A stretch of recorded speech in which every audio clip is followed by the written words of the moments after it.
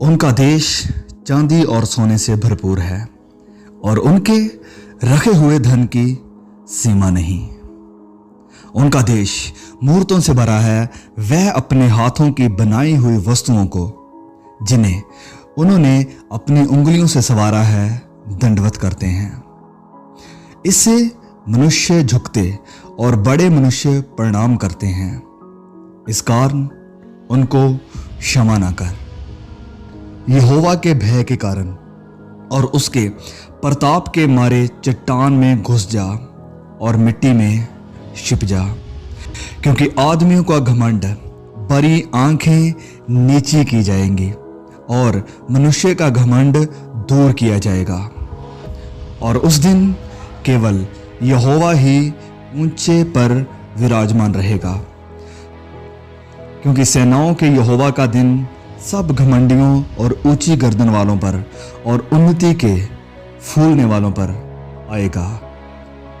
और वह झुकाए जाएंगे और लबानोन के सब देवदारों पर जो ऊंचे और बड़े हैं, बासान के सब बांज वृक्षों पर और सब ऊंचे पहाड़ों और ऊंची पहाड़ियों पर, सब ऊंचे गुम्मटों और सब दृढ़ शहर पनाहों पर, तरशीश के सब जहाजों और सब सुंदर चित्रकारी पर वह दिन आता है। और मनुष्य का गर्व मिटाया जाएगा और मनुष्यों का घमंड नीचा किया जाएगा। और उस दिन केवल यहोवा ही ऊंचे पर विराजमान रहेगा और मूर्तें सब की सब नष्ट हो जाएंगी। और जब यहोवा पृथ्वी के कंपन करने के लिए उठेगा, तब उसके भय के कारण, उसके प्रताप के मारे लोग चट्टानों की गुफाओं और भूमि के बिलों में जा घुसेंगे।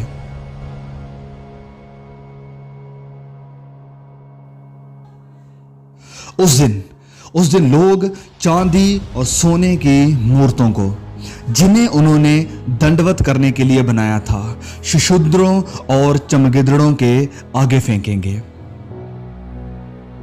सो तुम मनुष्य से परे रहो, जिसकी श्वास उसके नथनों में है, क्योंकि उसका मूल्य है ही क्या।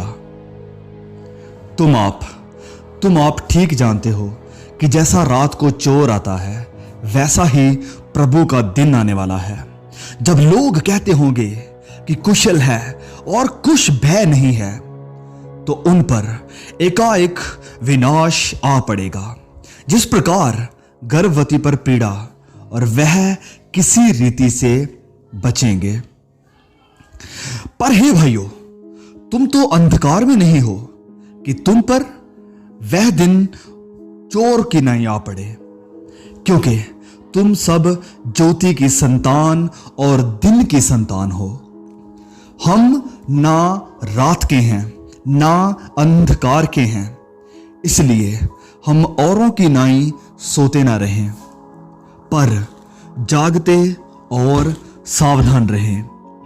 क्योंकि जो सोते हैं वह रात ही को सोते हैं, और जो मतवाले होते हैं वे रात ही को मतवाले होते हैं।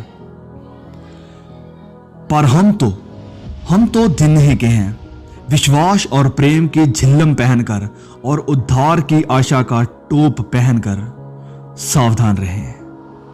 क्योंकि उन दिनों के क्लेश के बाद तुरंत सूर्य अंधियारा हो जाएगा और चांद का प्रकाश जाता रहेगा और तारे आकाश से गिर पड़ेंगे और आकाश की शक्तियां हिलाई जाएंगी। तब मनुष्य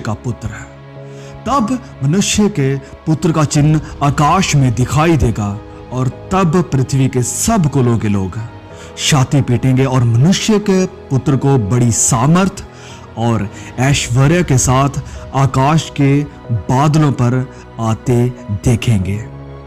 और वह तुरी के बड़े शब्द के साथ अपने दूतों को भेजेगा, और वह आकाश के इस शोर से उस शोर तक चारों दिशा से उसके चुने हुओं को इकट्ठा करेंगे। इसलिए तुम भी तैयार रहो, क्योंकि जिस घड़ी के विषय में तुम सोचते भी नहीं हो, उसी घड़ी मनुष्य का पुत्र आ जाएगा। इसलिए सावधान रहो कि ऐसा ना हो कि तुम्हारे मन खुमार और मतवालेपन और इस जीवन की चिंताओं से सुस्त हो जाए, और